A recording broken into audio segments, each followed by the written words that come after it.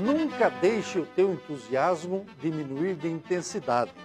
Seja qual for a ocorrência negativa ou prejudicial que se apresente, avança com entusiasmo, sepultando no ontem o fenômeno infeliz. O entusiasmo é fundamental à vida. Nós estamos no canal 48.1 HF, aberto, digital e gratuito, com o programa Papo Sol. E saudamos as senhoras e senhores telespectadores, informando também que o nosso Papo Sol pode ser visto nas nossas mídias sociais, no endereço TV Sol 48 do Facebook, do Instagram, do YouTube. Estamos também no portal do Comando Notícia. Estamos também no canal comunitário, o canal 8 da cidade. Todos os dias, a bancada do Papo Sol se apresenta no canal 8. E recebemos aqui sempre gente entusiasmada, gente de bem com a vida, gente que fez sucesso, gente que sabe trabalhar bem, seja qual seja o setor de atividades. E hoje nós recebemos o Mauro Ferreira. E eu saúdo os esportistas e as esportistas de Indaiatuba, dando as boas-vindas ao Mauro Ferreira. Tudo bem, Mauro? Tudo bem, Zé? Tudo Prazer pelo convite de estar aqui, para a gente poder conversar, um papo muito descontraído, falar de esporte, falar de política, falar daquilo que você achar melhor para nós tocarmos aqui o programa. Rolou. Vamos falar uma coisa. Você, pelo jeito, vamos fazer uma brincadeira já logo de cara. Você, pelo jeito, estava vendo agora o time da Arábia lá com o Chelsea. Exatamente. Você viu o jogo inteiro? Vi praticamente o jogo um pouquinho mais da metade do jogo. Um pouquinho mais do jogo. O Chelsea é aquele bicho-papão que se fala ou é um time...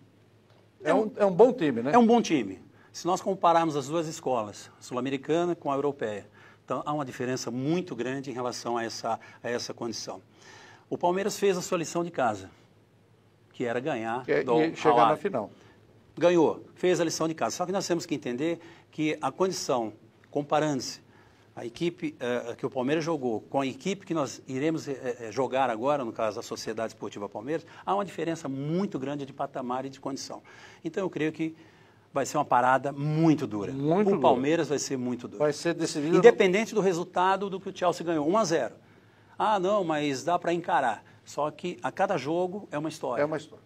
Então nós temos que entender que no próximo final de semana teremos uma história totalmente diferente, porque já há uma decepção por parte do clube inglês em relação a essa competição.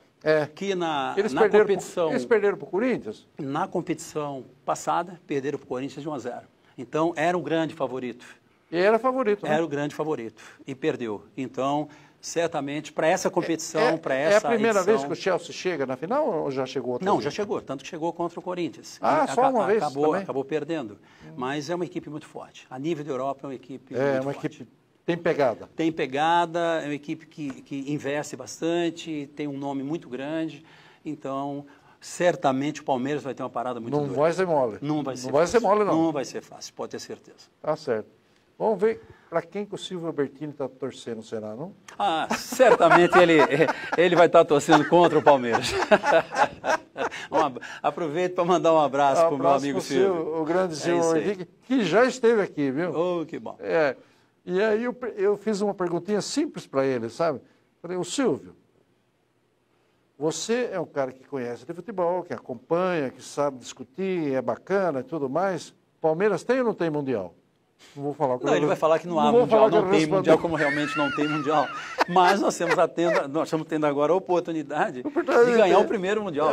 Certamente isso. Mas, Mauro, você é natural da onde? Eu na verdade, eu nasci em João Pessoa, na Paraíba. João Pessoa? João Pessoa, na Paraíba. Só que eu me criei praticamente na Baixada Santista. Ah, é? Né? Em Santos mesmo?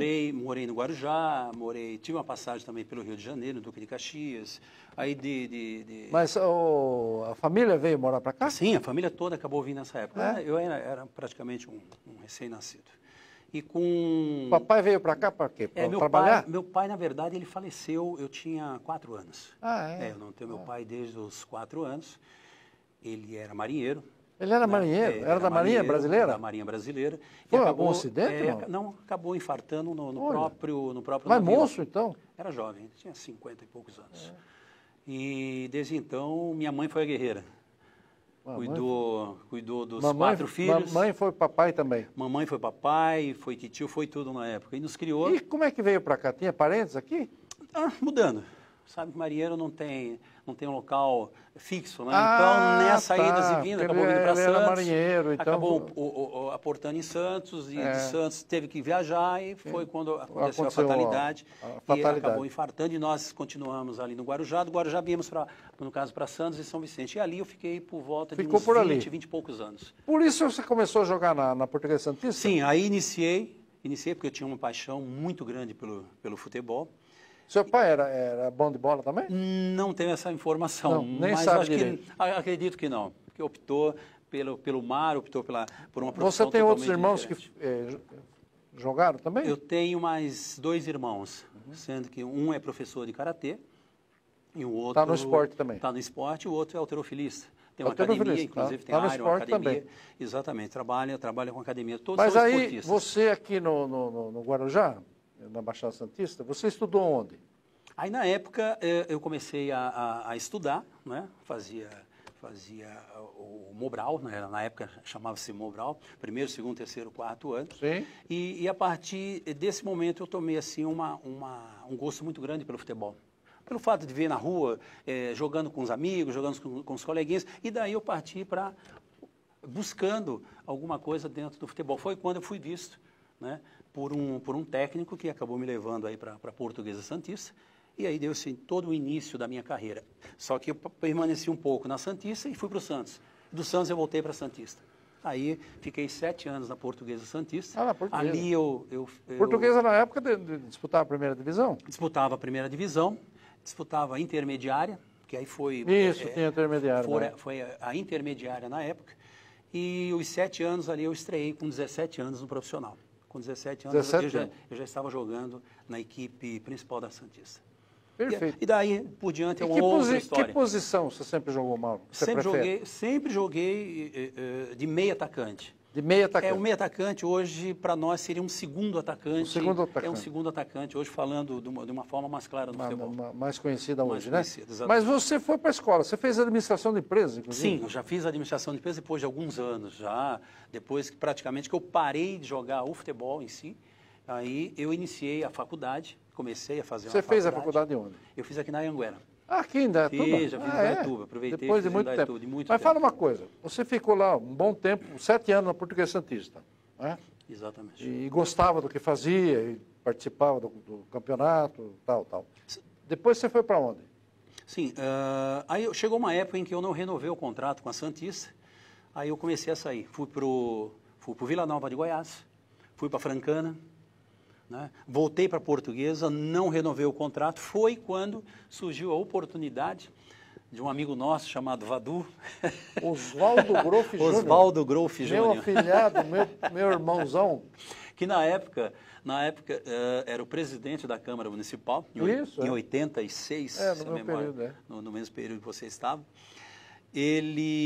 Como ele tinha uma participação muito grande dentro do Esporte Clube Primavera, e junto com o nosso amigo também, o capitão Valdemar, que hoje é o Major Valdemar, eles foram... O Major Valdemar Batista. Valdemar Batista. E depois foi vereador, foi presidente da Câmara. Sim, foi presidente da Câmara, como foi técnico do Esporte Clube Primavera nessa ocasião.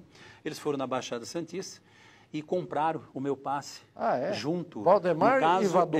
O Vadu comprou o meu passe e o Valdemar foi me buscar na ocasião. Aí eu vim para Indaiatuba. E a partir Você daí... nem conhecia Indaiatuba? Não, para mim Indaiatuba tinha praia. Achou que era perto de Caraguatatuba? Caraguatatuba, lá tem praia, tem tudo. Mas não tinha. Mas assim, eu adorei a cidade, acabei ficando. E você veio sozinho? Sim, na época eu vim sozinho. Eu vim para cá, assinei um contrato de 1 ano com o Primavera. 86, 87? 86, 87, fiquei 86 e 87. Nesse período, eu acabei me destacando bastante dentro do Primavera e fui contratado por uma equipe do Paraná, o Apucarana. Apucarana, do norte do Paraná. Vixe, exatamente, a terra lá dos pés vermelhos. Pé vermelho. E fui jogar no Apucarana. Disputei durante 6 meses o campeonato paranaense e retornei para Indaiatuba. Quando eu retornei para Indaiatuba, surgiu o interesse do futebol japonês. O futebol japonês? Japonês. Aí eu fui contratado pela equipe da Yama. A Yama? Sim, que tinha... A nossa Yama aqui? Exatamente, a nossa Yama, que tinha um clube de futebol, tem, na verdade, um clube de futebol, que se tornou, depois de alguns anos, o Cerezo Osaka, que disputa a primeira divisão do futebol japonês. Então, eu fiquei durante 2 temporadas no futebol japonês, disputei a primeira temporada, fui muito bem, aí renovei o contrato, e nesse período eu acabei casando também, né? Na verdade, eu casei com 3 meses, fui para o futebol japonês, fiquei 1 ano sem ver a minha esposa, casado 3 meses. Nossa, olha que loucura. É uma história meio maluca, mas verdadeira. 3 meses casado, fui para o futebol japonês, fiquei 1 ano sem ver a minha esposa e praticamente 7 meses sem falar com ela pelo telefone, porque isso foi um acordo feito entre nós, para que eu fosse e não passasse a dividir o meu tempo como um atleta profissional e, ao mesmo tempo, criar uma ramificação de saudades, né? Aquela coisa que acontece muito hoje, Zé. No futebol acontece muito hoje. Muitos jovens perdem a oportunidade, não pelo fato da esposa em si, até pela namorada, porque vão para fora do país e não largam o telefone. Então, você deixa de jogar, você deixa de se entregar e conhecer o futebol, qual a nova escola, o país, os costumes, a cultura, e você passa a sua cabeça, não sai praticamente do Brasil. Você viajou, mas você viajou, a cabeça ficou. A cabeça ficou. Então nós combinamos que eu ficaria então, o máximo possível. 1 ano fora e 7 meses sem falar no telefone? Sem falar no telefone com ela. Aí depois de 7 meses, eu liguei para ela. Aí nós conversamos. Meu Deus. E depois de 1 ano, o clube pagou a passagem, me deu um apartamento em Osaka mesmo, né? Em Osaka, e eu acabei levando ela no 2º ano. Então ela ficou comigo mais 1 ano. Só que nesse período, ela ficou muito tempo só, isso né? Foi 87, por aí? 88... 88, vai, diz 80, entre 87 e 88. Você chegou a trabalhar na Yama, não? Alguma coisa? Não, nunca. Na época, os clubes jogavam como semiprofissionais. Então, os estrangeiros, junto com até os próprios japoneses, quando nós treinávamos na parte da manhã, trabalhava à tarde, ou vice-versa. Então, o jogador ele era liberado conforme a programação do futebol.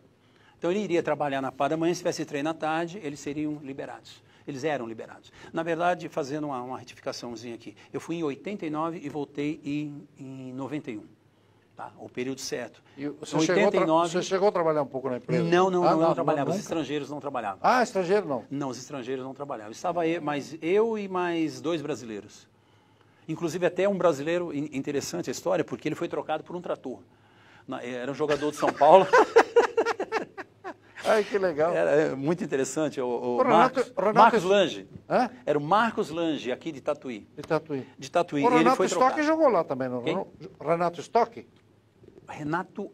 sim, o zagueirão. O Piruzão. Piru jogou sim, lá, ele esteve na mesma equipe que eu. Ah, é? Tanto que antes Você foi parceiro de time lá? Não, ele foi antes. Ele foi um dos pioneiros.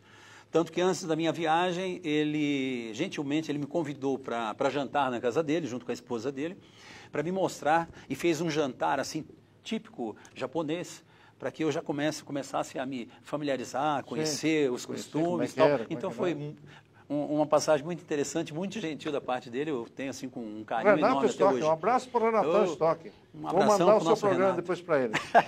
Exatamente.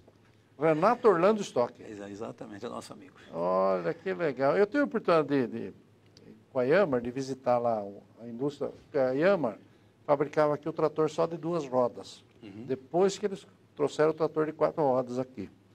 E aí eu fui para a China e fui visitar lá no Japão, em Kinomoto, lá perto de Nagoya, onde eu tenho uma fábrica de tratores de 4 rodas. Então, hoje eles fabricam aqui o trator de 4 rodas, já há muito tempo, mas isso, coisa de 30 anos atrás, eles estavam pensando em trazer a fábrica do trator para cá. E eu tive o prazer de ir até a Indonésia para conhecer a fábrica deles na Indonésia. Porque eles têm várias fábricas no Oriente. Tem uma fábrica bonita na Indonésia. É uma empresa familiar, mas muito legal. Pois é, nós já estamos numa conversa legal aqui e a Júlia já belisca lá que nós temos que fazer um pequeno intervalo. Nós vamos fazer um pequeno intervalo e vamos falar um pouco mais de futebol, do Mauro, das suas atividades de hoje, já. O Mauro Ferreira, que da Paraíba, passou pelo Guarujá e depois acabou pescado pelo Vadu e veio aqui para Indaiatuba e está hoje fazendo parte da nossa pujante cidade. Até já.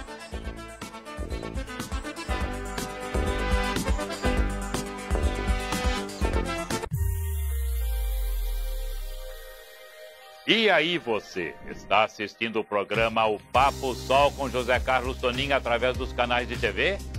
Quer ganhar uma lavagem automotiva completa para o seu veículo no Lavando Bem? Ligue agora para o Edivaldo Dias no número 97807-7938. Repetindo, 97807-7938 e garanta a lavagem automotiva do seu veículo. Os 2 primeiros que ligarem serão os contemplados. Promoção Lavando Bem e Papo Sol. Na culinária gaúcha, o marketing é apenas um detalhe, respeitando um mix de culturas, gaúcha e paulista. Tempero é tudo. Marmitex, lanches, porções e muito mais. Confira agora mesmo e faça o seu pedido através de nossas redes sociais. No WhatsApp 19997539162. Entregamos com comprometimento e qualidade conforme a tradição gaúcha a tu, cliente amigo. Culinária gaúcha, o tempero é tudo. A Evidência Perícia e Vistoria Automotiva tem uma equipe altamente capacitada e pronta para atender você com excelência e qualidade. Laudo Prime, laudo fotográfico de motor, laudo para transportes escolar, vistoria veicular, laudo de transferência, perícia cautelar automotiva e muito mais. Traga o seu veículo para a Evidência Perícia e Vistoria Automotiva, que fica na Avenida Francisco de Paula Leite, número 130, no centro, ao lado da Flaneg Embalagens. Evidência Perícia e Vistoria Automotiva. Aqui você pode confiar.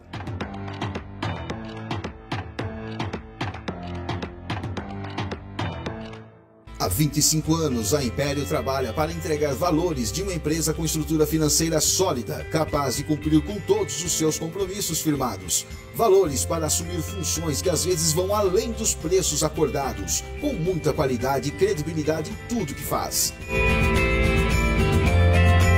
Valores com a preocupação do bem-estar da sua empresa e do local onde você vive com sua família. Esta é a Império, uma empresa que acredita nos valores. Olá, eu sou o Chicão e hoje vim falar da nova Indaiá Frios. Somos uma empresa especializada em frios e laticínios que facilita a vida do comerciante de alimentos. Aqui na nova Indaiá Frios, você encontra produtos de altíssima qualidade e pode escolher a quantidade das porções e espessura das fatias. E você pode padronizar seus pratos sem ter nenhum desperdício. Você não terá só o melhor fornecedor, mas sim um parceiro com excelência no atendimento, rapidez na entrega. Nova Indaiá Frios. Distribuindo qualidade. Açaí Container, o melhor açaí de Indaiatuba. Venha provar açaí 100% natural. Cremes sem gordura, mais saudável, mais leve e mais gostoso. Estamos localizados na Avenida Engenheiro Fábio Roberto Barnabé, no número 3944. Telefone e WhatsApp 19 3312 2746. Faça o seu pedido para o delivery. Açaí Container, o melhor açaí de Indaiatuba. Tem mais de 28 opções de cursos profissionalizantes e cursos em company feitos sob medida para a sua empresa. E para quem já é formado, também temos cursos para a sua extensão universitária. Funcionários públicos de Indaiatuba ainda têm descontos de 10% nos cursos. Ligue agora ou envie uma mensagem para 19 81488610 e obtenha todas as informações para o seu crescimento pessoal e profissional. Navarro Soluções, paixão por excelência em educação e formação. Mercado baratíssimo, sua economia começa aqui. Produtos com até 50% de desconto. Venha aproveitar os preços baixos diariamente em nossa loja. Aceitamos os cartões de débito, crédito, Pix e dinheiro. Estamos localizados na Avenida Ário Barnabé 376, no Jardim Morada do Sol, Indaiatuba. WhatsApp 19999994550. Mercado baratíssimo, sua economia começa aqui. Refrimac, serviço especializado e peças. Lavadoras Brastemp, Consul e Electrolux.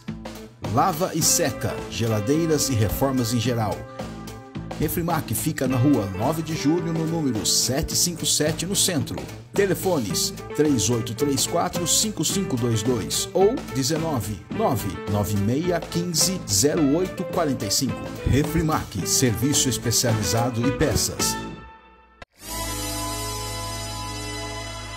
Voltamos com o nosso Mauro Ferreira, que hoje é um empresário de futebol, um empresário que faz transações com jogadores, realocação de jogadores, etc. Mas, Mauro, você esteve no Japão, como você explicou agora há pouco, por um bom tempo. Depois você foi para onde?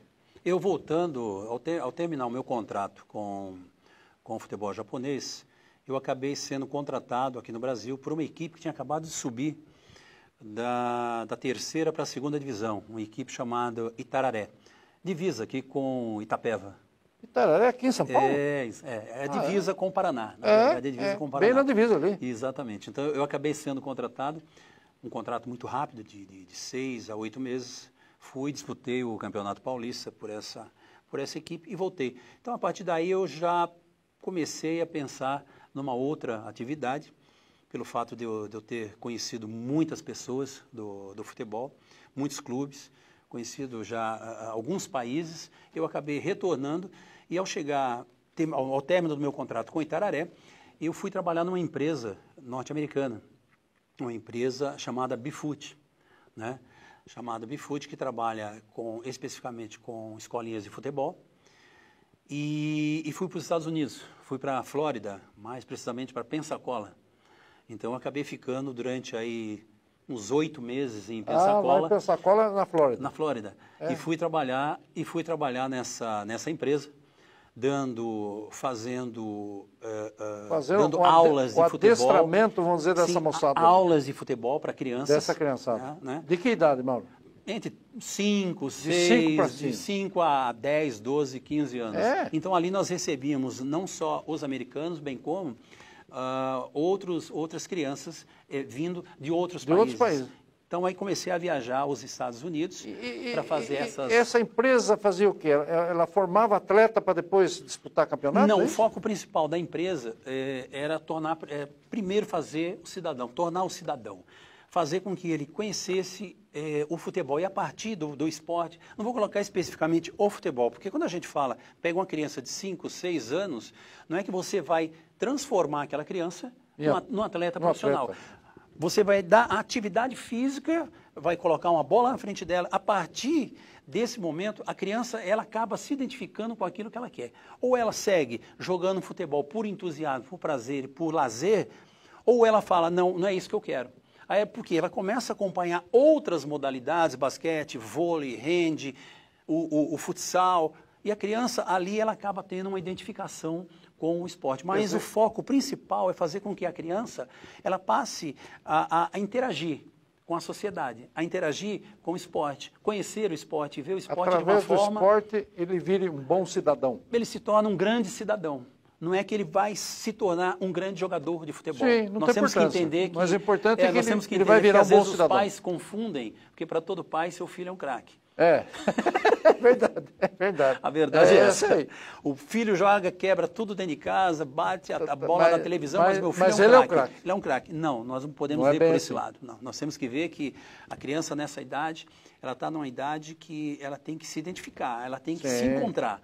E o foco principal é Tem fazer que com que ela... achar limites. Exatamente. Você faz com que ela passe a entender interagir. o que é hierarquia, o que é respeito, o que é respeito pelo respeito. próximo, pelo coleguinha, se identifique que é com disciplina, né? Principalmente, porque o esporte, seja qual modalidade que for, tem que ter disciplina. Se Disciplina. você não tiver disciplina, Disciplina é você não vai a lugar fundamental, nenhum. não é? E já tivemos vários e estamos tendo vários exemplos de atletas que são até muito reconhecidos pela mídia e pelo torcedor, mas ele é um atleta dentro de quadra, dentro de campo, mas é um péssimo cidadão fora. Então isso não combina. Acontece muito, Isso não combina. Acontece também, né? Mas aí, depois dos Estados Unidos, você ficou quanto tempo? Aí lá? fiquei 8 meses nos Estados Unidos, voltei para cá, saindo daí recebi o convite de uma empresa de Portugal, ali na cidade do Porto, já para trabalhar num outro segmento na área de TI, na área de tecnologia da informação. Tecnologia da informação? Da informação. Ah, é? É. Aí eu acabei indo para essa empresa, trabalhei durante um período, fiquei um período na cidade do Porto, na Europa, no né, Porto. especialmente em Portugal. E a partir daí, tendo o conhecimento, aproveitei para conhecer o Futebol Clube do Porto, um dos maiores clubes hoje da Europa, junto com o Benfica, né, o Sport, clubes bem conhecidos dentro de Portugal. E a partir daí, interagi com outros empresários, com outros dirigentes e fui já juntando todo o meu conhecimento, a minha experiência como ex-jogador de futebol, e passei a trabalhar especificamente na área do futebol, que é fazendo agenciamento, é fazendo a intermediação, né, buscando novos talentos aqui no Brasil, apresentando esses jogadores, pro exterior. apresentando ao exterior. Né? Deixo claro que poucas coisas faço dentro do Brasil. As grandes negociações, o pouco de negociações que eu fiz até hoje foram justamente fora do país, não dentro do país. Não dentro do país. Porque eu acabei me especializando nisso. Especializando nisso. Né? E hoje eu tenho vários e vários parceiros em várias partes do mundo, hoje onde eu mantenho contato praticamente todos os dias, converso todos os dias, e é isso que eu faço. Busco o jogador, apresento o jogador, busco o perfil do jogador. Porque você tem uma cancha internacional e arruma parceiros. Arrumei grandes parceiros. Especialmente na Europa? Na Ásia, na Ásia está abrindo também? No Oriente agora. No Oriente. Hoje eu tenho parceiros, graças a Deus, são bons parceiros que trabalho com eles, trocamos ideias, usamos do nosso conhecimento, do nosso know-how, justamente para efetuar as negociações. E depois você voltou para Indaiatuba? Aí voltei. Depois desse período, voltei para Indaiatuba e hoje acabei casando, como eu falei para você, casei em Indaiatuba. Aqui eu constituí a minha família, né? Acabei trazendo também minha família da Baixada Santista para cá. Hoje meus irmãos estão aqui. Tem uma academia aqui na Secap, a Iron Academia. Vamos falar da academia, onde é? Pode falar. Sim, a Iron Academia. Iron Academia. Quem que toca a Iron Academia? O José Ferreira e o Maurício Ferreira. E o Maurício Ferreira, os irmãos do Mauro Ferreira. Os irmãos do Mauro Ferreira. Que é uma bela academia. Exatamente. O que tem lá na Iron? É uma academia especificamente de musculação, são professores de musculação.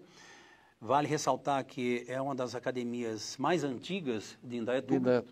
Né? A Iron Academia, hoje, se a memória não me falha, são 20 anos. 20 anos já. 20 anos. E fica em que rua lá? Fica na principal, na Francisco de Paula Leite. Só que lá chama Geraldo Alckmin, é isso? Isso. Na Francisco Paulo Alejo, acho que a Alckmin é de cima, né? Alckmin é de cima. Indo daqui para lá, à direita, a Alckmin. Ela fica, no caso, à esquerda. Fica do lado esquerdo. Isso, fica do lado esquerdo. Perto ali do supermercado Cato. Na esquina do Mercado Cato, pronto. Esquina ali do Cato, ali, a Aeroacademia, todo mundo conhece. Exatamente. Perfeito. E você chegou a trabalhar na área pública, na prefeitura? Sim. Nesse período, em 92, eu fui convidado para trabalhar na prefeitura. Foi quando eu comecei a dar aula. Né? Comecei a dar aula de futebol. Quem era o secretário? O secretário de esportes na época era o Carlinhos Pignatelli. Carlinhos Pignatelli, né? Tinha como assessor o Humberto Panzetti. Humbertão. A pessoa que a gente já o Landão conhece. também estava? O Landão nessa época não estava na secretaria. E eu fiquei durante uns 2 anos trabalhando como professor e depois fui convidado para ser o assessor da Secretaria de Esportes. E passei a fazer toda essa parte de assessoria do secretário, junto com professores, e ali desenvolvi um trabalho, já que durou depois durante mais 13 anos. Então eu fiquei praticamente uns 14 anos e pouco na secretaria. Trabalhei com vários secretários na época, desde o Sérgio Trinca, desde o Capitão Motoca, o Zago. Né? O Zago foi teve como um período também como secretário. E foram essas pessoas que acabaram fazendo com que a gente passasse a conhecer melhor a cidade, passasse a ver as necessidades da cidade junto ao esporte. E hoje eu caminho dessa forma, Zé. Trabalhando, interagindo com a política, porque hoje, queira ou não, você sendo um cidadão indaiatubano, você tem que conhecer de política. Sim. Né? Porque nós vivemos em política. Nós somos políticos, profissionais. Nós somos agentes políticos. Exatamente. Podemos disputar cargo, não ser candidato a nada, mas todo mundo é um pouco de política, né? Sim, até dentro de casa a gente faz política, Até dentro de casa. Você acorda fazendo política, acorda dividindo os cômodos da sua casa, acorda saindo para a rua, vendo um problema em frente à sua casa, ligando para a prefeitura, ligando para o órgão competente, vê faltando uma lâmpada na sua rua, você como cidadão, você não pode esperar do poder público ir lá, ligue. Esse ano aqui nós teremos eleições para deputados estaduais. Você é candidato a deputado? Não sou candidato. Eu fui candidato durante duas vezes. Eu tentei, né? Eu tentei 2 vezes, era uma coisa que tinha comigo. Falei, poxa, eu preciso saber. Eu preciso saber como que é essa política do lado de dentro. O importante é não se omitir, não ser omisso. Exatamente. Você não foi omisso. Exatamente. Que legal. Exatamente. Se você tem medo, vá para a arquibancada bater palma. Eu sempre falo isso. É melhor do que você ir para o campo jogar. Fica batendo palma na arquibancada. Vai para a arquibancada bater palma. Eu já não penso dessa maneira. Não é bem o seu caso. Não é o meu caso, não é o meu perfil. Se eu quero alguma coisa, eu vou buscar. E hoje o seu foco está nessa intermediação de atletas? É o que eu trabalho. Hoje eu trabalho especificamente nisso. Você tem um escritório, você fica lá na área? Não, eu até tinha um escritório, Zé, mas se você for ver hoje a minha necessidade, o que eu preciso hoje para trabalhar? Eu preciso de um computador, eu preciso de um celular, eu preciso de um local tranquilo, e hoje eu tenho isso na minha casa. Eu tinha até um escritório ali na 24 de maio, próximo ali ao Parque Ecológico, mas eu vi que não havia necessidade. Depois de um período de um ano e pouco ali, eu falei, não há necessidade. A pandemia até ensinou umas coisas boas para a gente, boa, né? Que é a economia. Que é a economia. É você deixar de gastar por aquilo que não te traz retorno. Né? Fazer o quê? Se não te traz retorno, não precisa você estar gastando. Os seus clientes são virtuais, estão longe, eles não vão visitar todo dia você. Exatamente. Então eu optei por fazer tudo isso que eu fazia no escritório, eu faço em casa. Quando eu há necessidade de uma reunião, marca assim em algum lugar, vai tomar um café, vai como é que você está vendo Primavera? Primavera, início de temporada. É o 3º jogo hoje. Né? Joga hoje contra o Velo Clube. Quarto, acho, né? Acho que é o 4º jogo. É o quarto? É o 4º jogo. É o 4º jogo. Porque jogou com a Portuguesa aqui, perdeu, jogou com o São Bento, empatou, depois perdeu. É o 4º jogo. Depois perdeu, e agora joga o 4º, exatamente. É o 4º jogo contra o Velo. Contra o Velo Clube? É contra o Velo. Joga hoje? Joga hoje. Eu digo o seguinte, a Série A2 é um campeonato muito difícil. Todo campeonato de acesso é muito difícil, principalmente brigado, A2. Obrigado, né, Mauro? Muito obrigado. E quando a gente chega numa A2 geralmente contrata muitos jogadores, vamos dizer assim, em final de carreira, mas o final de carreira não quer dizer que o jogador ele não tenha mais a condição de atuar. Pelo contrário, o final de carreira ele ainda é muito bom, porque ele tem muitas vezes a experiência internacional, a experiência de um paulista, a experiência de um brasileiro, que são níveis de campeonato muito fortes. E quando você traz isso para uma A2 e agrega com mais atletas, e atletas jovens, muitas vezes que querem chegar, torna a equipe muito forte. O Primavera fez isso, mas pelo que nós estamos vendo, ainda não engrenou. Mas o campeonato, ele é curto, é um tiro curto. Se você não engrenar a partir da 5ª, 6ª, 7ª rodada, você fica para trás. Independente de classificar 8 no campeonato. Classifica-se 8. Mas você não pode disputar a 8ª vaga no final do campeonato. Turno ou é um turno só de classificação? Como é que funciona? Turno e retorno. Turno e retorno. Você tem a chance de recuperar, mas você perdendo em casa, para você buscar esses 3 Buscar pontos lá fora fora, é muito torna-se mais muito mais difícil, difícil. A tônica do campeonato diz que você em casa, você não pode perder. E você rouba, geralmente, um pontinho fora. Buscar um Se você pontinho conseguir uma vitória, já é lucro, já é gordura que você tem para queimar depois dentro de casa. Não é fácil, não. Não é fácil. Não é fácil, não. Fala, pô, só para a gente encerrar o fim do programa, e a seleção brasileira? Você acha que a nossa seleção é jeitosinha, toca bem a bola? Você acha que ela tem chance lá no Catar? Zé, falando um pouco de seleção brasileira, o que nós estamos vendo? Eu particularmente, a minha opinião particular, eu vejo que o técnico da nossa seleção, ele acaba deixando de lado muitos atletas que poderiam estar participando desde o início com ele, tendo a oportunidade de mostrar o seu valor, em detrimento ao quê? A atletas que muitas vezes estão muito mal na Europa, não estão sendo aproveitados, tendo uma temporada praticamente muito fraca, mas ele não abre mão desse critério. Porque ele entende que a experiência europeia e internacional fala mais alto do que um campeonato brasileiro, um paulista, uma Copa do Brasil, enfim. E não é bem assim. Nós estamos tendo a experiência de ver atletas se destacando num campeonato brasileiro e quando vão para a Europa arrebentam. Então, o potencial técnico, ele passa a ser equivalente, independente da escola que vai jogar. Porque quando você disputa uma Copa, você disputa com escolas europeias totalmente diferentes da nossa aqui. Mas isso não quer dizer que um jogador que disputa um brasileiro, um paulista, uma Copa do Brasil, uma Libertadores, não tem experiência internacional.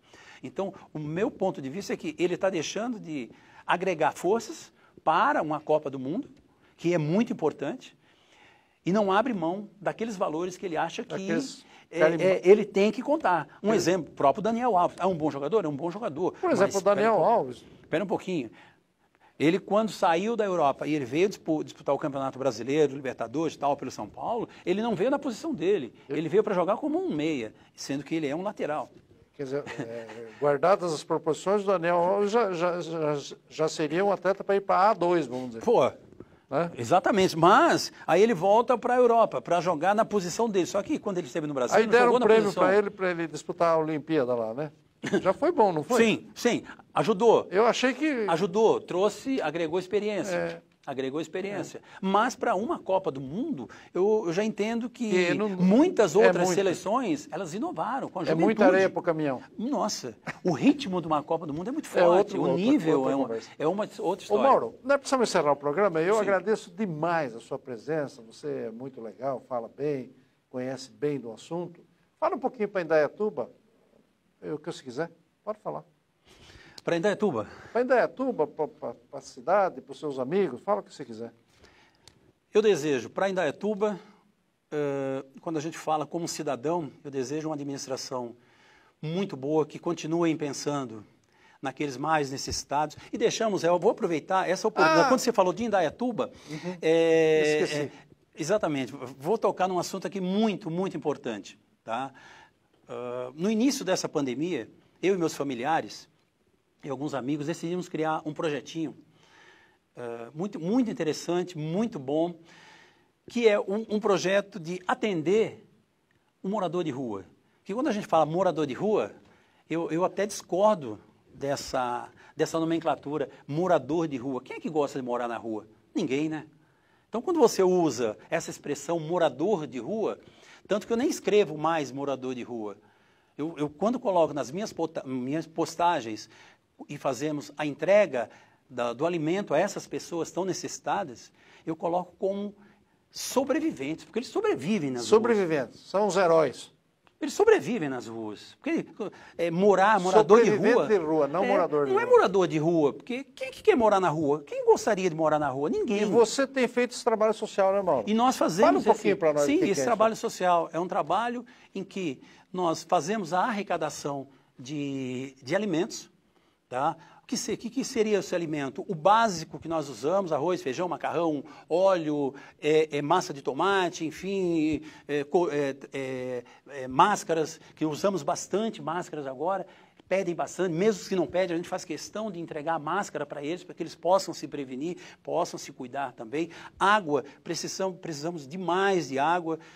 Estamos tendo um fornecedor agora, graças a Deus consegui, através de um amigo nosso, vai nos entregar mais garrafinhas de água. Entregamos cobertores, quando da época de frio que tivemos agora, que foi muito, muito grande, buscamos vários cobertores, meias, pares de meias, tênis, toalha, tudo que chega para nós, kit de higiene pessoal. Então nós fazemos toda semana. Pode ser em bom estado. Não, pode ser usado, pode ser usado. Muita gente tem coisa em bom estado em casa que não usa mais. Não joguem fora, não joguem fora, faça contato comigo, Mauro Ferreira, tem minha página no Face, posso até deixar, se me permitir. Qual é a página no Face que está para a Júlia registrar aí?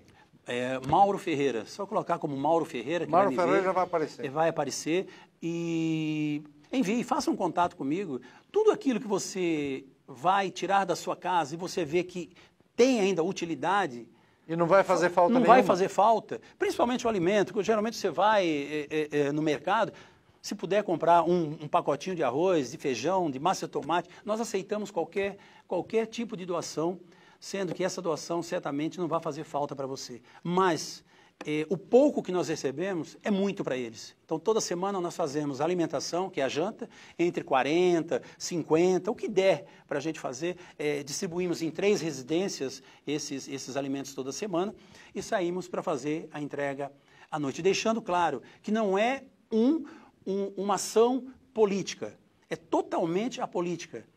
Não que nós não deixemos de ganhar, de receber, de aceitar uma doação de um político. Aceitamos, mas o que nós não aceitamos é esse político ir com a gente, esse vereador está presente e está entregando, tirando foto. Isso nós não aceitamos, porque nós não fazemos isso, nem isso nós fazemos. E nós aceitamos a nossa página, é um acordo entre nós, que nós não tiraremos foto entregando o alimento. Não precisa ninguém saber quem está fazer dando. Propaganda. Não queremos fazer propaganda. O que nós queremos é atender essas pessoas, que na verdade são pessoas invisíveis, muitas vezes invisíveis aos olhos do poder público. E isso não pode acontecer. Pelo menos uma minoria tem que prestar atenção e tem que dar atendimento a essas pessoas. Tanto que nessa época de vacinação, no início da vacinação, eu fiz um protocolo, um ofício, enviei ao deputado Bruno Ganem para que ele entregasse ao governador do estado e não esquecesse, porque a mídia falava demais na vacinação em todas as classes sociais, mas não citava essas pessoas vulneráveis que estão na rua. Então, e a resposta do governador do estado eu tive, porque ele me mandou a resposta dizendo que incluiria a vacina a essas pessoas, porque até então a imprensa não falava. Nem ligava. Não falava, como se não realmente não existisse. Então, esse é o nosso projeto. É um projetinho pequeno, né? Não podemos expandir muito, porque não temos uma estrutura aceitável para isso, mas o pouco que dá para a gente poder atender, nós estamos atendendo, Zé. Que legal. Esse foi o Mauro Ferreira. Dedicado, aplicado, responsável e assistir o programa